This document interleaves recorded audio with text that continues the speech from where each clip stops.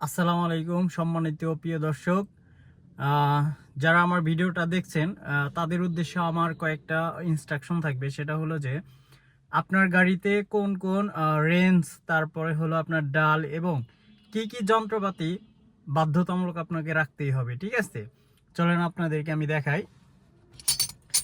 এট ফার্স্টে আপনারা 8 নাম্বার ডাল, 10 নাম্বার ডাল, ঠিক আছে, এই কয়েকটা আপনাকে বাধ্যতামূলক রাখতেই হবে। ঠিক আছে, আর এখানে আছে হলো আপনার 8, 10, 12, 14, এই চারটা, মোটামুটি এই চারটা। এর সাথে আপনাকে এই দুইটা শিলা রেঞ্জ রাখতে হবে। ঠিক আছে,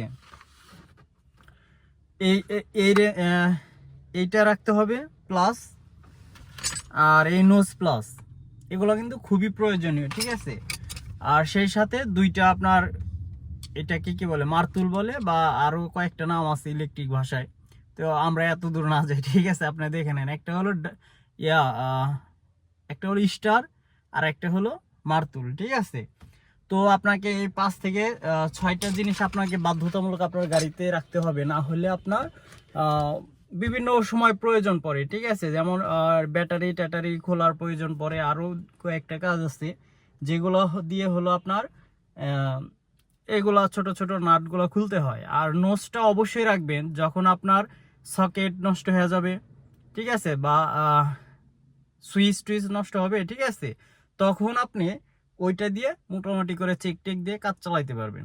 তো কাজ চালানোর জন্য এইটুক আপনাকে রাখতে হবে। আর এগুলার কোথায় কোন কাজ, ঠিক আছে, এগুলাও আপনাকে জানতে হবে।